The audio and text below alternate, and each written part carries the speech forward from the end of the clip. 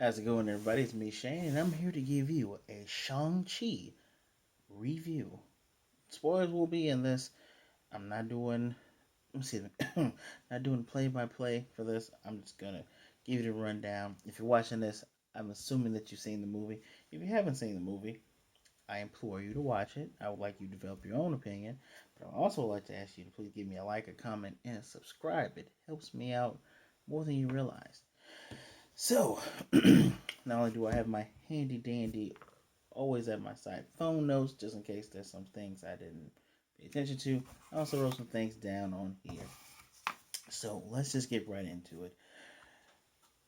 This movie is interesting because it is not a direct one to one with the source material, not a one to one. It takes things and borrows at its own liberties. Now, one of the things that I have on my list, if I can find it, is about China not liking this movie. I don't, I don't see it. Well, it's a thing I'm going to talk about anyway. China doesn't like this movie.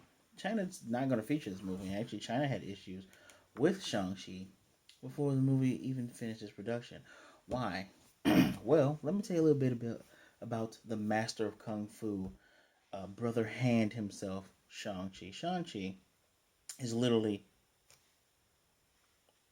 almost the same as CM Liu. I almost called him the Asian form of Iron Fist, which technically he is.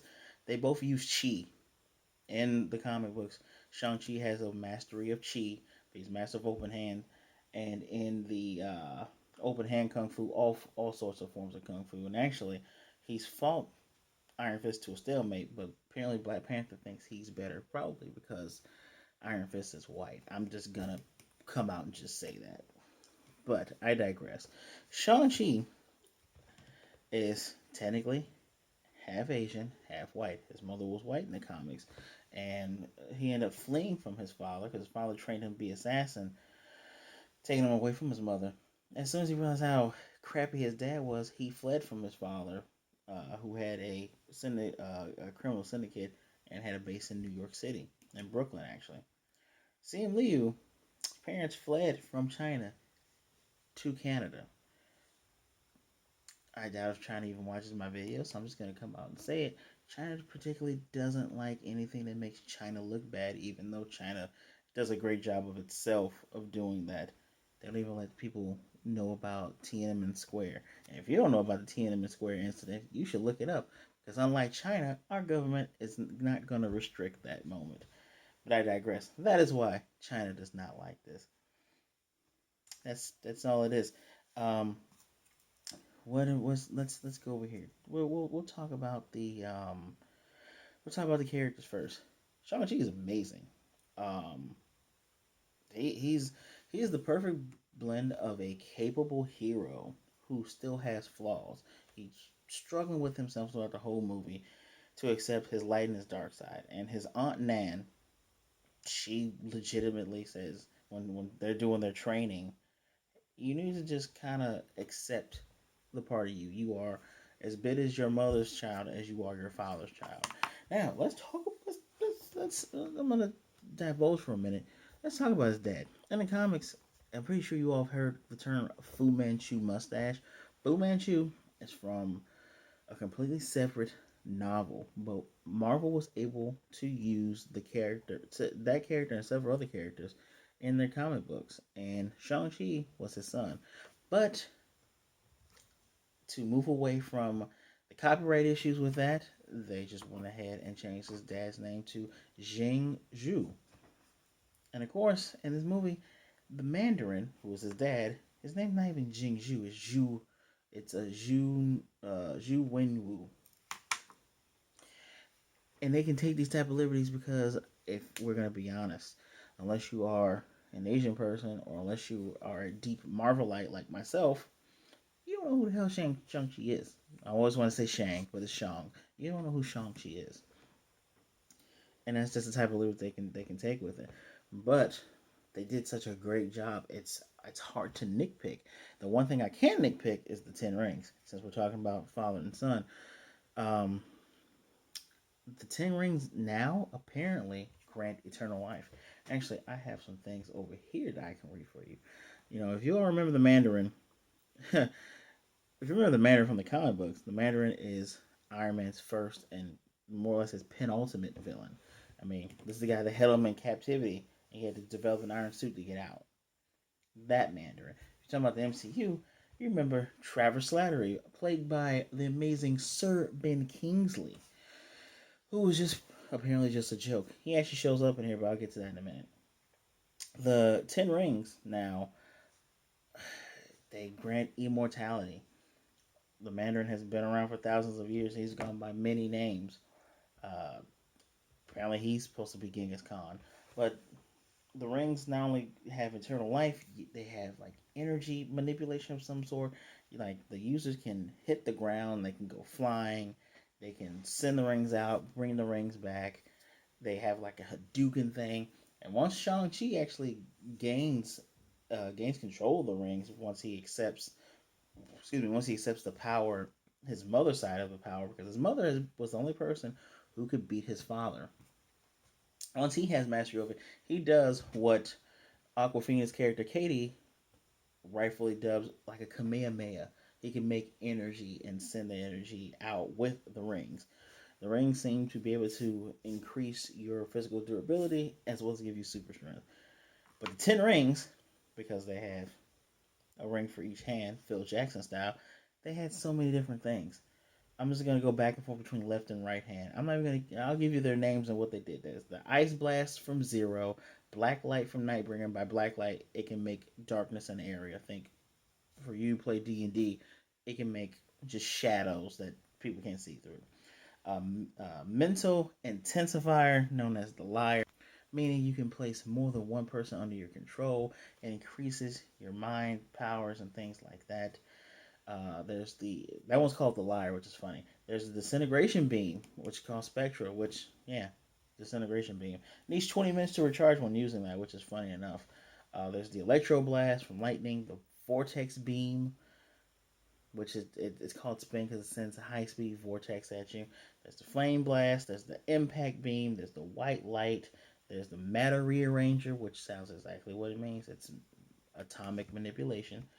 Um, and that's I actually ran through them. That's all 10 rings. Didn't do that in this.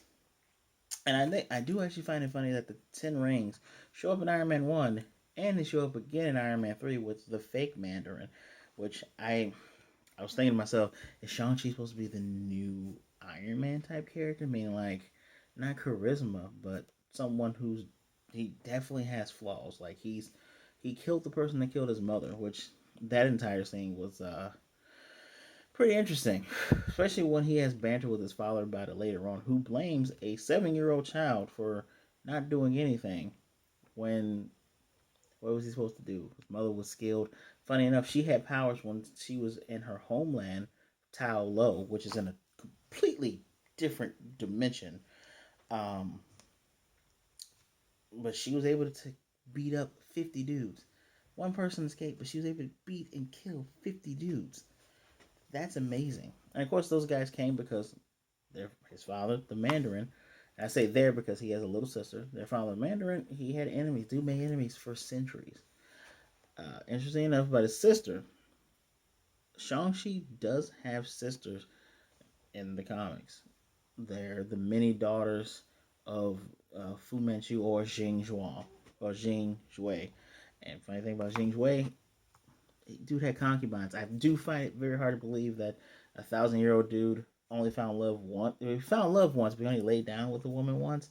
He has to have other brothers and sisters laying out there because his direct sister in the comics, Sister Han, he has a better relationship with her because he saved her. But his one of his half sisters, she's actually a mutant. What the heck is her name?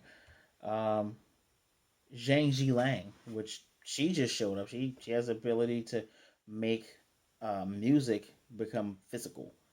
So makes like green tentacles with her Asian flute. Cool ass character. um, but yeah, that's his sister. And here, her actually that's the thing I need to pull up because I think her name is Zhai Ling, but he calls her Ling Ling. But her full name is like Zhai Ling. I apologize, everyone. I'm just gonna go with Zhai Ling. Oh, there we go. Yeah, Zhai Ling. Zhai Ling Z, I think, or Zhu, because I think the official last name is Zhu. And she couldn't train with him. She had to mimic the thing she saw. The thing she picked up was the I don't want to say kunai wood chain, but it is the long dagger at the end of the string that sometimes if you go on Instagram, it's a guy that does this very well that you could just use it to aim at things. She got really, really good at that. But of course, when he left, he was supposed to come back. When he left to kill the person that killed their mother, he was supposed to come back and he never did. She's bitter about that. She held her own underground fighting ring that she created after escaping at the age of, I think it was 16. I think it was the age of 16. And one of the greatest things you've probably already seen it is the cameo with Wong and Abomination where they fight. But it looks like they're actually working together because Wong had him escape with him. They make tons of money. It's interesting, very interesting. I will get back to Wong, even though I don't want this video to go too long. I will get back to Wong. Um, Funny enough, even though she is cold, because that's just what happens when you look like your mother and your father doesn't want to remember your mother, right? Because their mother ends up dying. And the great thing about this movie is because it's in present day, they start off with the beginning with the Mandarin story, and you go back and forth. His birth, him being here now, and you get flashbacks of what's happened. Full flashbacks, not just people telling you. Because I was afraid they weren't even going to show us the incident that got his mother killed or how his mother died. Very, very interesting way of doing a flashback or doing an origin story. I would say this ranks in the top five origin stories for me personally, at least. Right? Iron Man one, Cap one. Uh, I'm talking about origin story, first movies. So that Doctor Strange was pretty good, people. Shang-Chi's really good. I can't count Black Panther. That's his first movie, but his origin was in Winter Soldier. This is a really good origin story for someone. You can put Spider-Man: Homecoming in there because we didn't have to go through Uncle Ben dying again. But I digress. The fact that he made a friend in Aquafina's character, Katie. Katie, she ends up later in the movie learning how to shoot a bow and arrow, and I really like that. Like her mother even asked, not her mother, her grandmother asked when was he gonna marry her granddaughter. They're obviously an item at the end of the movie. 100% they're an item, but I can appreciate that she isn't a person who's like universally thought as attractive. Not like Lupita Nyong'o and Black Panther. Not like Haley Atwell and the Captain America movies.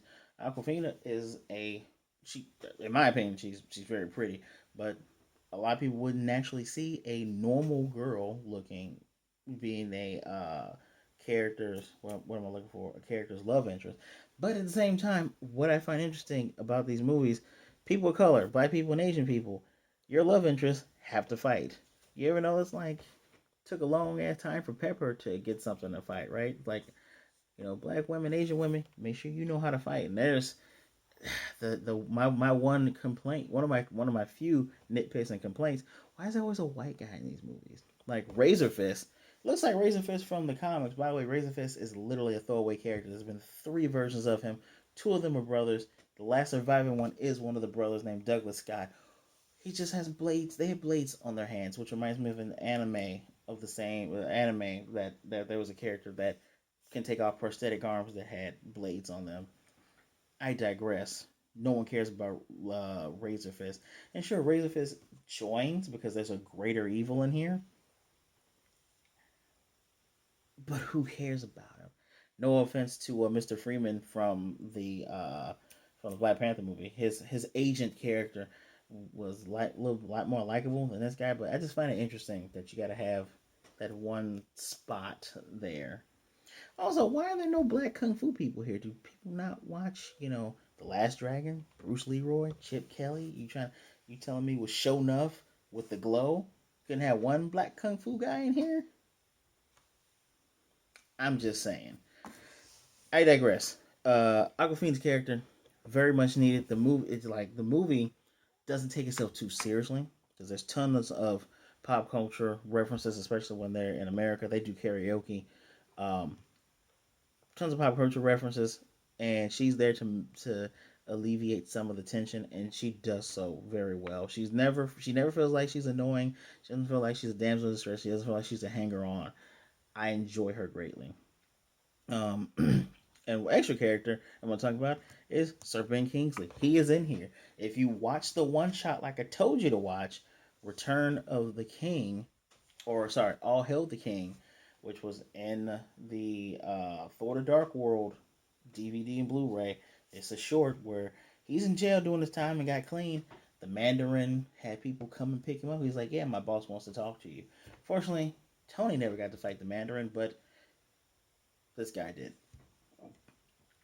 and he's terrific in here. He talks to a mythical beast, which boy, that creature is literally a actual mythical uh, East East Asian, Chinese, Japanese, Korean mythological creature called the Dai Zhang. They have 6 legs, 4 wings, no head. Actually, one of the bosses from, if you guys watch my anime reviews, Yashahime, one of the bosses is literally this thing, a Daijing. We see Kyubis, we see Nine-Tailed Fox, we see their pups, which have 7 tails. Vulpix and Ninetales confirmed. There's also the Kirins, that's what they're called in Japanese, or the Quailings, which they look like dragon horses with horns. There's those are in there. There's an actual dragon in there, and their big bad is a giant evil that has these evil bat Cthulhu things that take souls and feeds it. This thing is a giant darkness Cthulhu thing, which drives the Mandarin to hear the dead wife to want to open up the gate that is in the other dimension of Tao Lo. Their mother comes from another dimension which apparently has giant cities. There's more than just that village there. So they can do a whole lot more with that. Which brings me actually to my other point. Since they're not exactly on a straight and narrow with the source material, this dips a lot into the hand and the mystical city of Kunlun from Iron Fist. It's a lot of dipping, especially the Ten Rings give me deep hand vibes. That sounded awkward, but yes, you know what I mean. Gives me tons of vibes of the hand, and I'm wondering if we do get another Iron Fist show or Iron Fist with Luke Cage movie, or hell, if Daredevil actually shows up in the new Spider-Man, will we get the hand? And will the hand fight the Ten Rings? Because the last last credit scene, last end credit scene, his sister, who was supposed to be closing down operations, no. She's taking over. Just like Sharon Carter, there's another evil woman behind the scenes doing criminal things. I'm pretty sure somebody's going to be mad about that. Who cares? Moving on. I like that character. I fell in love with Jai Lang for a ton of reasons, but I enjoyed the character. Find it interesting that her mother, not just her mother, but their mother, had his outfit made and it's red like most of the others. Her outfit's silver. I don't know if that's like a firstborn then secondborn kind of thing. That's pretty interesting. She's almost like you're setting up for being the bad guy. Um, the music was fantastic. You know, our Asian brothers and sisters like hip hop too, and there's some touches of not just modern Asian music, but also older Asian music with the flutes and the strings and things like that, and the drums. Cannot forget the drums. Really well done music. The atmosphere was amazing. The choreography. This is some of the best fight scenes in Marvel. It probably goes Shang-Chi, Winter Soldier. Don't know what else comes after that. Shang-Chi, Winter Soldier. And I mean hand to hand fighting. Shang-Chi, Winter Soldier, maybe I can't even put Civil War in there because there's a lot of stuff going on there. But Civil War is in there. Like the last two Cap movies, this is number one though. Best fight scenes I've seen in a very long time, especially from a Marvel movie. Um, Give us a couple more of these, you might give Batman movies a run for their money. And there's the lore. We get a ton of Wong in this. Yeah, we get a ton of Wong in this. The first end credit scene, they're talking with their couple friends. Their couple friend, their other Asian friend that went to high school with them doesn't believe their mystical story because everyone's telling them, you got to grow up, you got to live to your potential, X, Y, Z, typical Asian people things. Typical people things, but it's a big thing in Asian families and Asian culture. Live up to your potential. Um, Wong comes in and drags them along. Apparently, when Shang-Chi used the rings, when he first used the rings, he sent out a beacon. These things are older than a thousand. They're way older than thousands of years old, and we get to see Carol, Captain Marvel, and a regular-looking Mark Ruffalo as Bruce Banner, still wearing the sling. So his arm is still pretty messed up. Interesting to note, he is not green, so maybe there's a chance for Savage Hulk to come back. The fact that Carol doesn't have a mohawk is pretty interesting as well, but that's just from a design standpoint. Which means Shang-Chi is technically an Avenger now. Just flat out. He's an Avenger.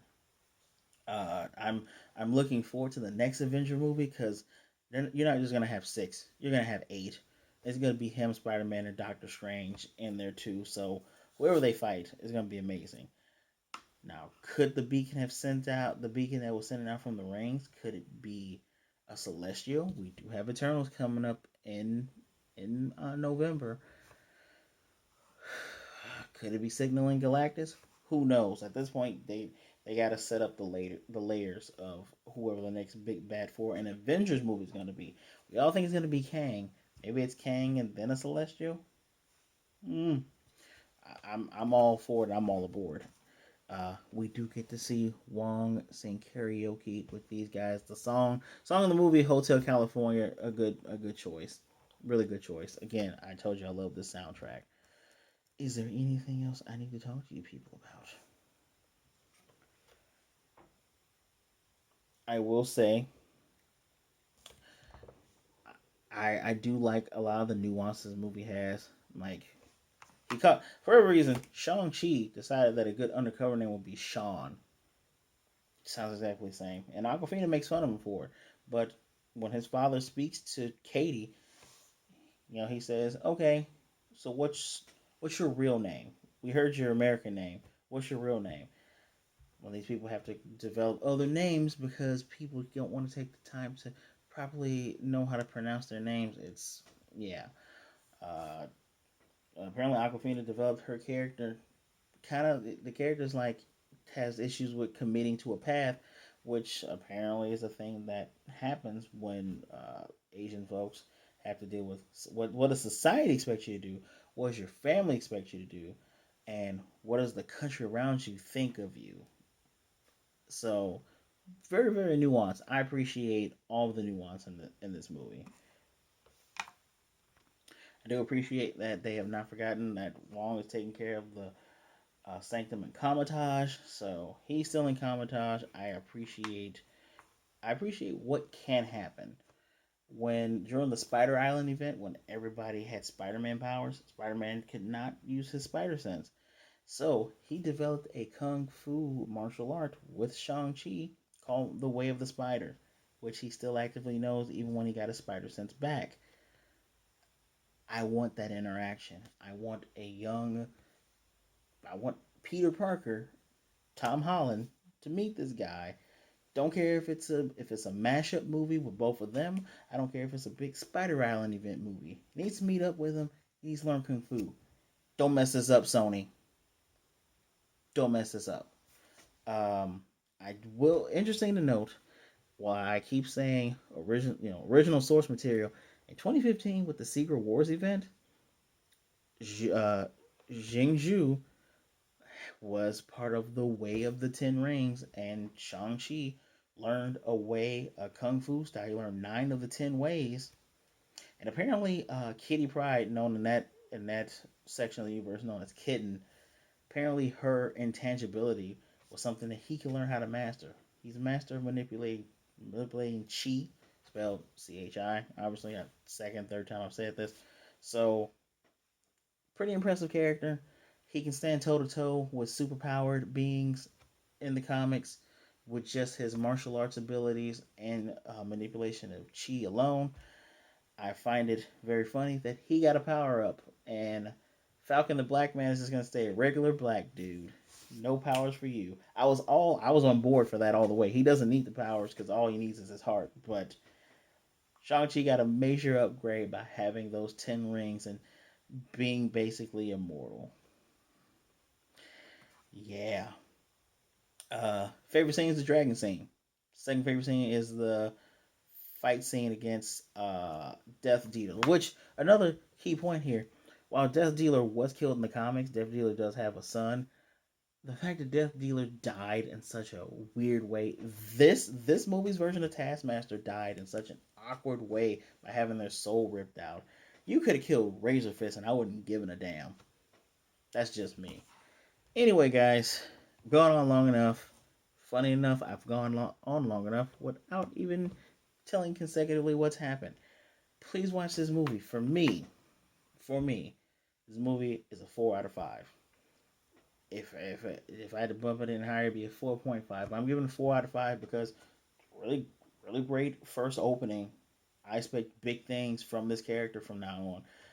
I the fact that Marvel has now found a way to engage us in heroes opening bouts with showing backstories in an interesting way. They started this with Spider-Man because hey, we've seen oh crap, we've actually seen like 6 to 7 Spider-Man movies before Homecoming.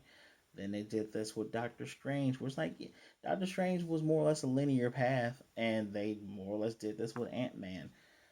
A lot of people don't like Ant-Man. I actually do like it. So there are many different ways, and this was a perfect way to do a hero's origin story. By the way, they start off with fighting. Keep doing this. Start off with action. Don't make anything boring. I really hope Doctor Strange 2 has tons of mystical fighting. It's really I find it also ironic that we got a Doctor Strange What If this week. I watched Doctor Strange 4 or 5 days ago now, and then we get Wong in here.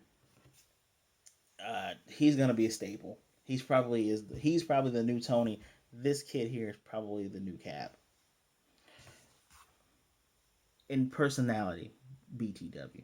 But again, let me know what you think. I give it a 4 out of 5. Really great movie. It's not Iron Man 1 or it's hell. It's not Endgame level. It's not Black Panther level. But this is a really good movie.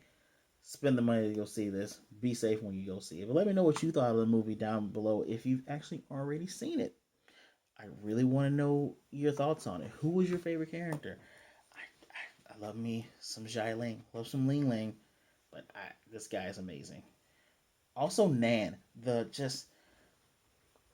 I'm taking a bit of kung fu. I love kung fu movies. I love martial arts movies. I love martial arts. I love fighting. I also, if you can't tell, like the culture aesthetics from East Asia and their East Asian cultures. This movie was really really good to me. If you're a person who is Asian of Asian descent, I really do want to know what you thought of this movie if you've seen it. And in order to do that, you gotta give me a comment. You know what? Why you give me a comment? Give me a like. And you know what? You might as well go ahead and subscribe, right? Hit the notification bell, get notified of more videos like this. Please share the video so we can show other people what great discussions we're having. And I want to tell you, as always, I appreciate you guys for showing up. Please be good, be blessed. Wash your hands, wear your mask, be safe out there. Be good to others, be good to yourself. Please don't be a jerk. And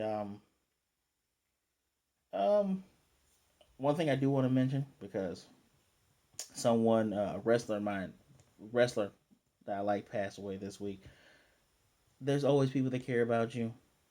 There's always someone willing to listen to you. Just reach out and talk to somebody. All right? I will definitely see you next time. So please be there next time.